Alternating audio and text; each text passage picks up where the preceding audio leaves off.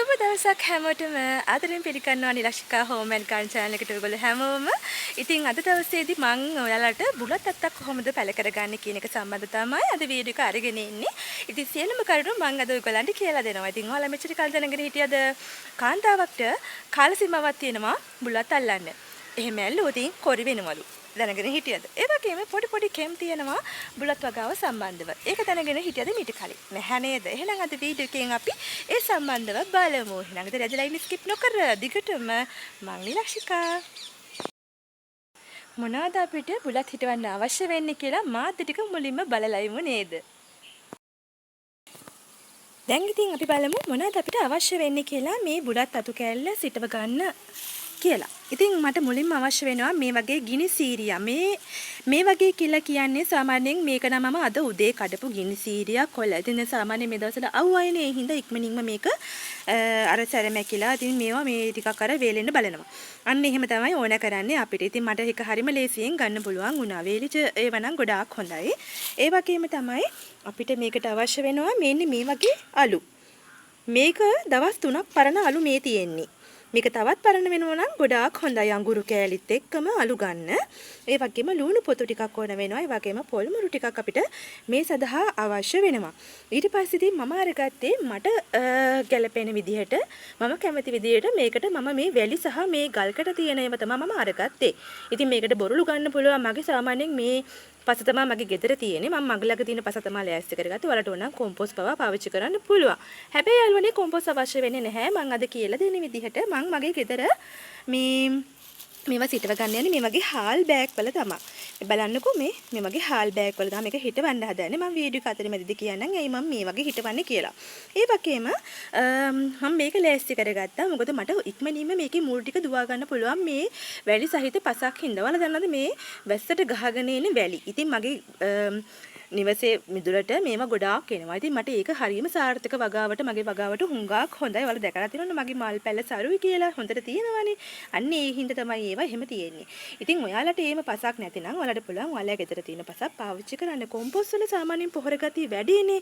ඉතින් ඒක දානවා නම් ඔයාලට මේ දේවල් අවශ්‍ය වෙන්නේ නැහැ. මේ දේවල් දානවා නම් ඔයාලට මේ කොම්පෝස්ට් අවශ්‍ය වෙන්නේ නැහැ. ඉතින් ඔයාලට තියෙන සාමාන්‍ය ගෙදර තියෙන පසක් ලෑස්ති කරලා ගන්න. ඉතින් කුණු රොඩු පුච්චන පස් තියෙනනම් ඒවත් ගොඩක් හොඳයි. ඒක කොම්පෝස්ට් සාමාන්‍යයෙන් ඔන්න ඔය විදිහට තමයි අද අපිට මේ දේවල් ටික අවශ්‍ය වෙන්නේ.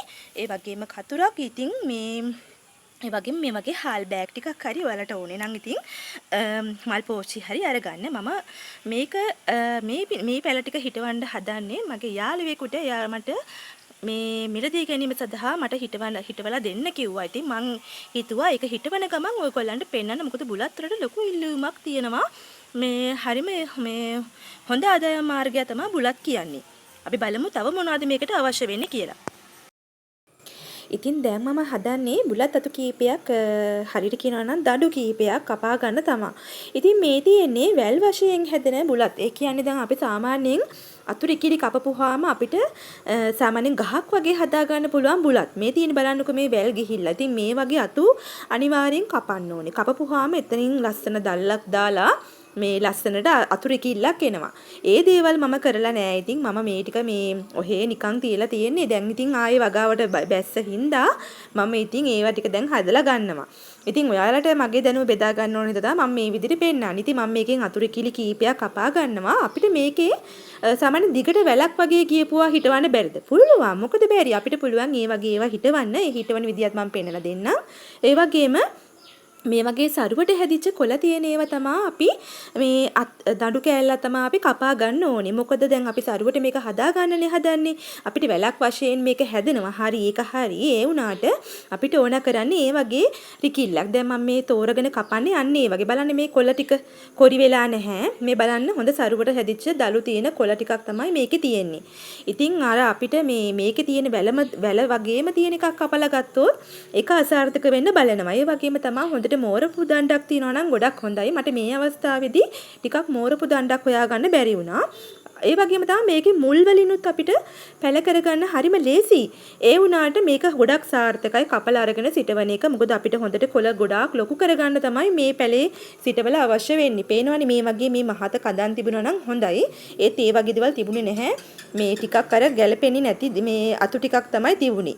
ඉතින් කොළ ටික කොරි නොවෙන්න තමයි අපි වැඩේ කරන්න ඕනේ. ඉතින් මේවා ටික මේ විදිහට පේන අතරේ මම ඔයාලත් එක්ක බෙදා ගන්නම්. මෙන්න මේ කෙම් ටික. මම කියවනේ කෙම් ටිකක් ගැන කියනවා කියලා. ඉතින් මම පොඩි කාලේ දැන් ඉගෙන ගත්තු පොඩි රහස් ක්‍රම තියෙනවා.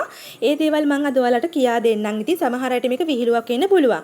ඔයාලා දන්නවද සාමාන්‍යයෙන් ගැහණු අයට ඔසප් වීම ආරම්භ වුණාට පස්සේ ඒක ඉවර වෙනකම්ම ඒගොල්ලෝ මේ බුලත් වැල් අත ගන්න එපා කියලා කියනවා. මොකද ඒ කොළ කොරි වෙනවා කියලා. ඒකට එහෙම කියන්නේ හේතුව නම් මම දන්නේ නැහැ. නමුත් එහෙම කියනවා. ඉතින් ඒක මම ඇත්තටම පිළිගන්නවා. මොකද මම ඒක කරලා තියෙනවා. ඉතින් එහෙම අපිට සාමාන්‍යයෙන් දේවල් බෙදා ගන්න ලැජ්ජ වෙන්න අවශ්‍යතාවයක් නැහැනේ. අපිට පුළුවන් මේ දේවල් බෙදා හදා ගන්න අපේ යාළුවෝ එක්ක. මට විහිළු කරන්න එහෙම එපා. ඉතින් ඔන්න මේ ඊට පස්සේ එහෙම වුණාම ඒ කොළ කොරි වෙන්න බලනවා. එහෙම වෙන්නේ ඇයි කියලා නම් ඉතින් මම දන්නේ නැහැ. ඒක නම් ප්‍රශ්න අහන්න එපා. යාළුවනේ කමෙන්ට් දාලා හරිද?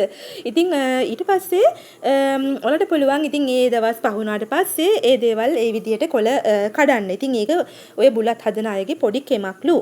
ඉතින් ඒක කිව්වේ මට බුලත් වගා කරන කෙනෙක් තමයි. ඉතින් ඒක මම දන්නේ නැහැ. ඒ එහෙම උනේ ඇයි? එහෙම මෙහෙම කියලා මම දන්නේ නැහැ. හොඳද? ඔන්න මම ඔයාලට ඒ කෙම ගැන කිව්වා. ඒ වගේම තමයි කතා නොකර මේ බුලත් දඬු හිටවපුවාමත් හොඳ සරුසාර අසන්නක් ලබා ගන්න පුළුවන් කියනවා. ඒ වගේම තමයි උදේවරුවට මේවා හිටවපුවාමත් හොඳ සරුසාර අසන්නක් ලබා ගන්න පුළුවන් කියලා කියනවා.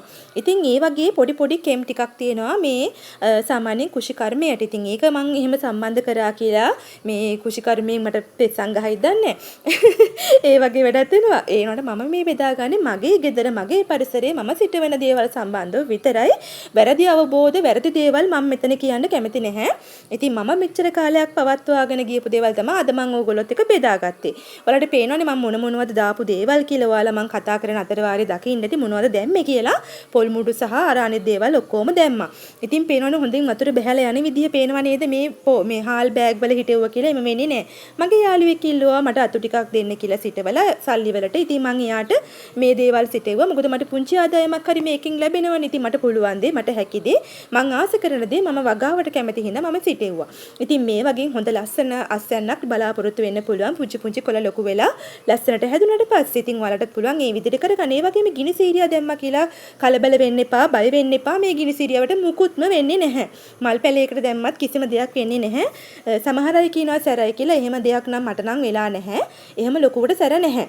ඉතින් ඔයාලා අත්හදා බලන්න පොඩි දේවල් කරලා බලන්න. අද වීඩියෝ එක හොඳ නම් යාළුවෝ බලන්න ෂෙයා කරන්න. අදට ගිහින් එනම් බයි.